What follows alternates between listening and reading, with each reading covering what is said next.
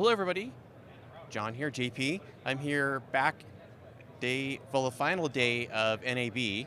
Show's going to wrap up today. There may be a few other things going on. So I'm live on my YouTube channel as well. I want to thank again Epiphan for helping sponsor this time.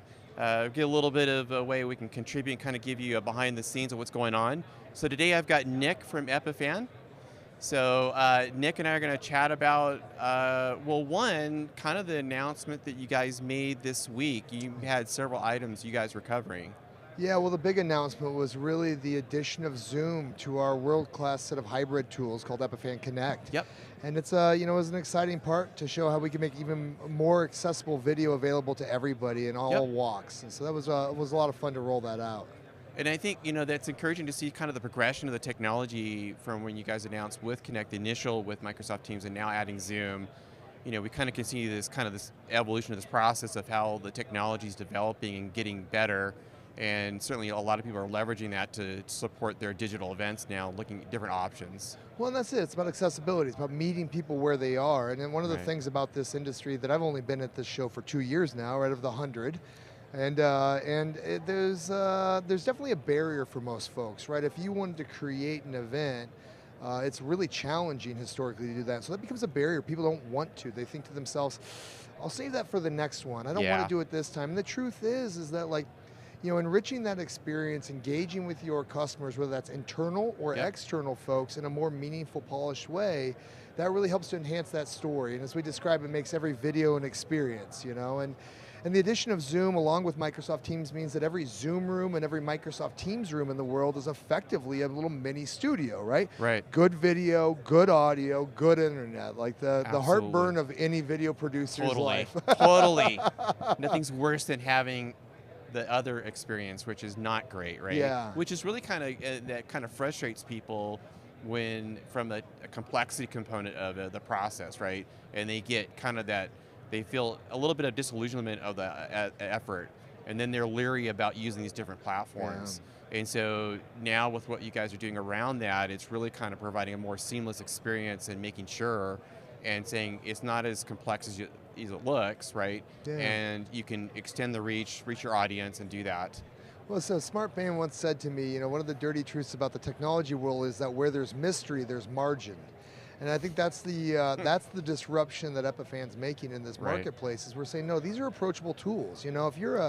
If you're a church, if you're a small business, if you're an individual that wants to create these events, a Pearl Mini at $3,500 is an all-in-one kind of little mini studio. Yeah. And now when you want to bring in somebody that's not on site, we make it easy with Epiphan Connect. Whether that person off-site is familiar with Zoom or Teams, it doesn't matter. We're going to let you seamlessly bring them into your production and effectively turn those video conferencing tools into your green room.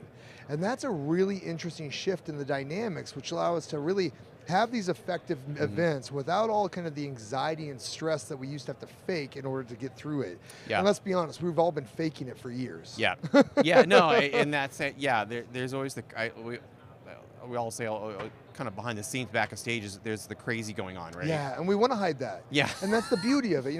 I once had a chance, I was in the Air Force, I once had a chance to take some pilot's lessons, and one of the things that my trainer said to me is the best pilots, they don't let you know that they're actually flying the plane. It just feels seamless. You just want the people to just enjoy the ride. Absolutely. And I think that's a lot to do with the producers. And the other thing to appreciate is that the producers, as we found, folks like yourself, it's almost like that sense of you're under a guillotine. Yeah. If something goes wrong, that thing drops, and that's a real, there's an emotion to that. Totally. And so not only are our tools designed to make it easy on the people that are participating and joining, but we arm you with things like statistics and data about how the tool's performing. Absolutely. We remove the dependency on the local network that NDI and some of the existing solutions would require. Right. This is purely cloud to cloud. So, and as you've seen us do sometimes, JP, we don't even touch an actual encoder, right? We just do it all virtually. No, and I think that's kind of the neat part about with the Epiphan, with the technology in terms of Epiphan Cloud, right, is being able to have the units deployed in the field, go into the cloud, pair it up. I've done this with several clients. It's pretty seamless, right? And once it's established, you can get all of the analytics, all the data, right? You can do a recording, you can start the live stream. And you can actually admin into the box, which is very useful. Very useful. From an online video specialist, webcast producer, right? A lot of times we're having to go out and validate the technology, make sure behind the scenes things are ready to good to go, right? Well, I think it's why we see, the smartest live event folks and the biggest live event folks really relying on these edge devices.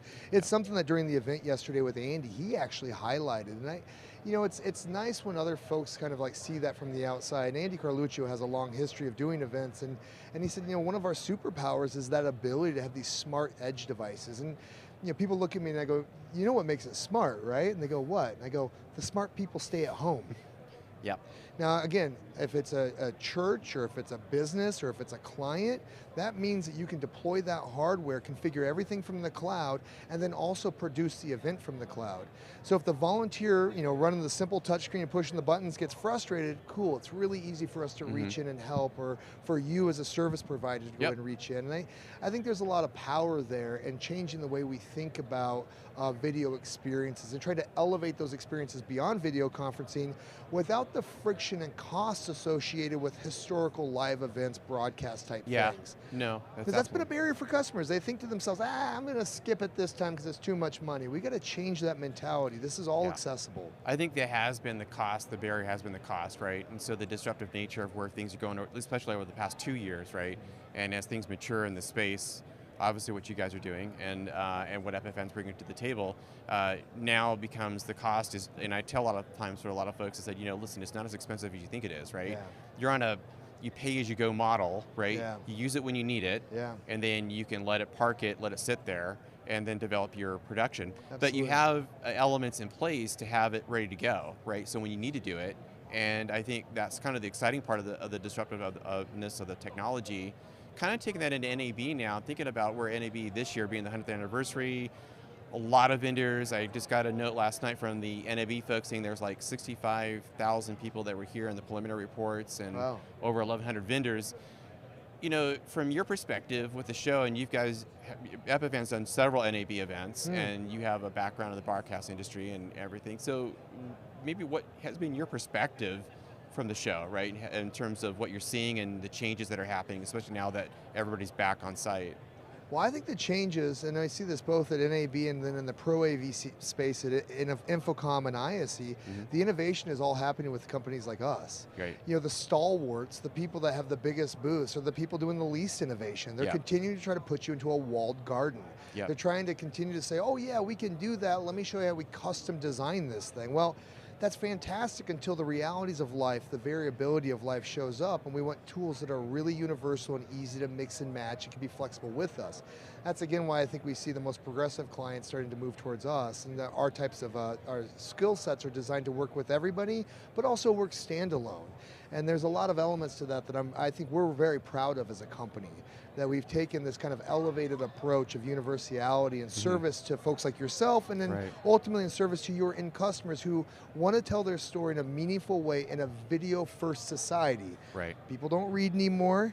They watch videos, right? The only thing people are reading is when the whatchamacallits are running across the bottom of the video. A little ticker. Yeah, exactly. Yes, which is infamous because everybody watched that used to be one of the things back in the day with CNN and everything else, right? Like you would watch the headline updates, right? The tickers would show up. But people do the attention in terms of how people view and kind of get engaged with a certain element of video, interproduction, live stream, however they're watching it, is different. It's changing. And we saw that during, I think that to your point, with COVID.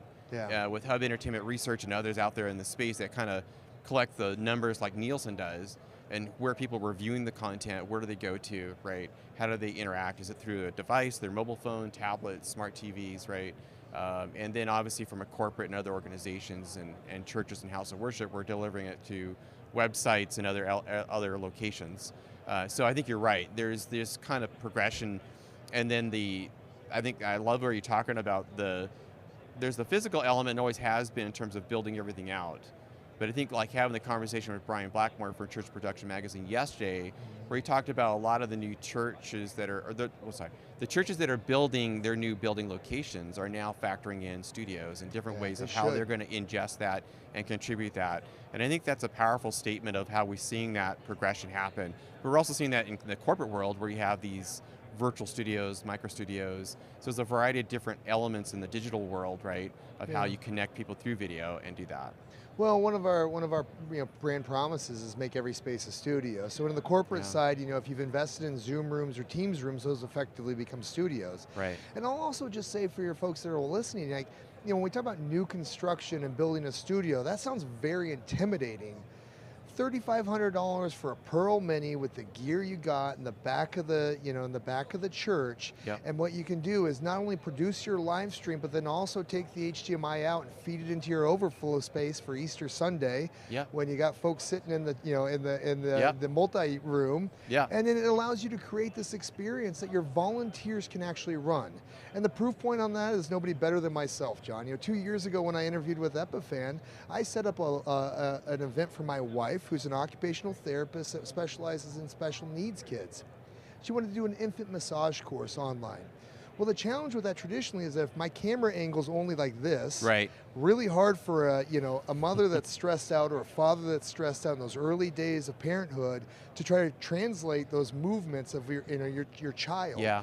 So I did something simple. I got the Pearl Mini, I took a USB camera in front, a USB camera at a 45-degree angle, and I put my Nikon SLR over the shoulder.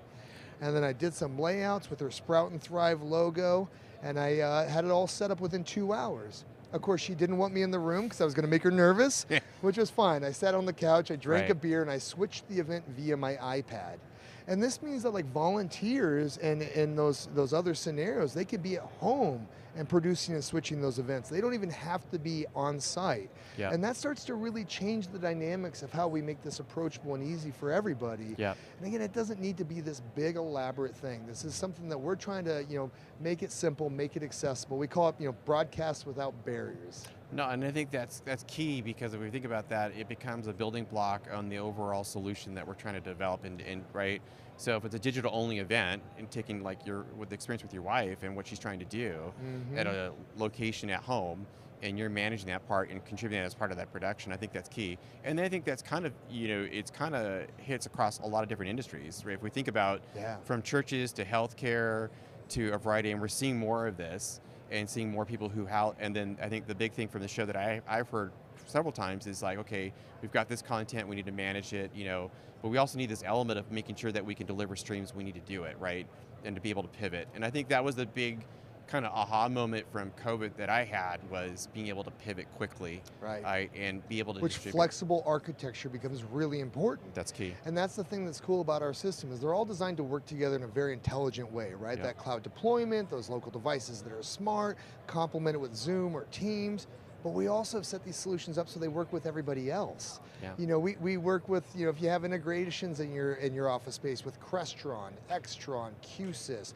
If you're a higher education institution, you want to work with Panopto, Kaltura, Yuja. We recently added NDI-HX free of charge to our existing devices. So if you're an Epiphan, you got a free upgrade to NDI-HX. Because our devices are intelligent. That's part of the brand promise. Right. It's part of the reason why we don't come out every year and try to sell you a new piece of hardware. You don't need it. Yeah. Right? We've created an architecture that gives us the ability to continue to redistribute where those functions and features exist. And that's something we'll continue to do. We're allowing media playback as a new thing. So you can actually store 4K media in the device and inject that as a layout into your show. So I know, in House of Worship as an example, a lot of times they're doing pre-production, maybe that's a segment of their overall sermon on a Sunday. Well, now we can inject that right in there with just a layout, touch of a button. In the corporate world, as a marketer, we go and build these beautiful 4K videos, and then we screen share them through Zoom and Teams, and they come through at 3 frames per second. Looks miserable on there. Those are the ways that we're starting to, again, look at how we make this all work in service to us and in service to our constituents. Because the goal is to use video to differentiate your brand. And that's the important aspect. There is a sea of information out there. How do we rise above it? In an affordable way that's not intimidating. Yeah, I think that's great. So, well, obviously people can go to the Epiphan website and catch up on the announcement that's made yesterday. You had talking with Zoom and kind of the major announcement there. Yeah. And also catch up on some of the other webinars and other information to learn more about kind of what we've talked a little bit about. And so I'm excited to kind of see where you guys are going, because I think you're right. I mean, there's an element here on the return feed, people will say, well, can we get a return feed in-house, right? And bring that feed in. With bringing guests in remotely, especially through Zoom or Teams, right, and being able to pin that as part of the production and then redistribute that in-house is another area of the flexibility of the software as you're kind of going towards. Absolutely, absolutely. And it's all about making it, again, easy on those volunteers that are in the space. They don't Yeah. have to worry about pinup farms and trying to, oh gosh, somebody shared content or somebody else joined the call. No, no, no, no. These are all isolated video feeds in HD with isolated audio. Yeah. And the really cool part, John, is that if you have an Epiphan Pearl Mini as your kind of standard production tool, you can literally select the Zoom participant or the Teams participant as a feed into your input. So once everything's set up with your layouts, you're just simply assigning them to that guest slot. And one of the things I was really proud of the team yesterday that we did is with a very, very light crew. You know, Dan Wallace right now is in the background making us look really good. Dan's in Ottawa, Canada, by the way. That's right. Right, for your viewers, there's nobody here switching this. We're in a shoebox of a studio. I mean, I could practically touch JP right now if I wanted to, but we're really showing people that this is possible. On trade show internet with less than probably 10 grand worth of gear, we're creating a high quality broadcast with a producer that's, you know, 5,000 kilometers away. Yeah. That's cool. It's That's really the future. cool. That is the future. And I think this is a good example. And I'm anxious to share this after we were to people to see this, because I think what Nic's hitting on is kind of that area of what we're talking about is, you know, you don't have to have a major infrastructure to be able to deliver it, right? And those of us like Dan and those of us that do cloud productions or remote productions, it's really making our jobs a little bit easier because we can manage it in different ways and doing that. Sorry. No, go for it. Well, I was just going to say one other thing. You know, in the story about my wife with that video, the other thing we did is we recorded the isolated views. We sent it to a producer afterwards who made an on-demand video, and then we transferred that into a on-demand course that somebody can go and watch at their own time. So you can repurpose it. So you can repurpose that content. And this is also really important, that we need to extend the tail of this content. So, you know, we're here, we're having this conversation. Those of you that are joining us live, thank you, that's great. Right. But there's a whole host of other people that will value for this information, but they need to watch it later. And so we give you that ability to not only take and make a great live show where you make interactive with guests, but then also record for on-demand content. And you know, I think that really helps to understand that we're meeting people where they're at and their journey, and we're being empathetic to their time and helping to ultimately get them the information in the format and the space that they're open to it. Absolutely, absolutely. Well, Nic, thank you for sharing a little bit about this. I think it's been fantastic. Just I wanted to kind of, and thank for everybody, to Nic's point, for joining us live. And I think this is great to kind of give everybody kind of a behind the scenes, a little bit of what's happening here at the show. I'm excited about what you guys are doing and where it's going, and kind of the investment in the technology front in terms of the flexibility of the architecture that we've been discussing. So if you want to learn more about what Epiphan's platform and products, go to their website. We'll be sharing this video, repurposing the content. And is there anything that we should share with the audience in terms of learning more from this event that you would like to communicate with them on, you know, as far as what you've talked about this week? Or? Well, I just encourage your viewers to really, again, look at this as an approachable solution and understand that we're here.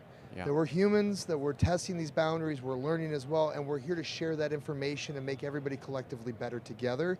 And that I just encourage them to reach out, check out the assets that we've created, the different examples, and if they have questions, reach out, and our world-class support team's here to help. Awesome. Thank you, Nic. Thank you, everybody, for joining with us. Thank you for joining with the show here at NAB. Appreciate Dan's help. It's been a great show here. Hopefully you'll see some of the videos on the interwebs of sort, right? That'll be made available. You can go check them all out, and that'll be fantastic. So if you have any questions, maybe leave comments in the descriptions, and love to hear your thoughts. Thank you. Have a terrific day.